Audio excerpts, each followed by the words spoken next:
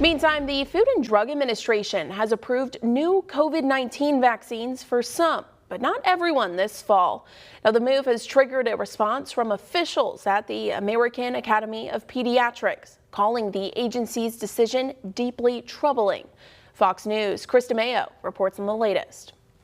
The Food and Drug Administration on Wednesday approved updated COVID-19 vaccines, but only for some people, with officials giving the green light to new shots from Moderna, Novavax, and Pfizer for all seniors. Specifically for use in individuals over the age of 65 or individuals under the age of 65 who have at least one pre-existing condition. But the federal agency is limiting approval for younger adults and children to those with at least one underlying health condition, which could put them at high risk for developing severe COVID. What this essentially does is it takes that vaccine off the plate for use in other populations. Meanwhile, the FDA is also ending the emergency authorization for Pfizer's vaccine in children under the age of 5, but the agency has approved use of Moderna shots in kids as young as 6 months.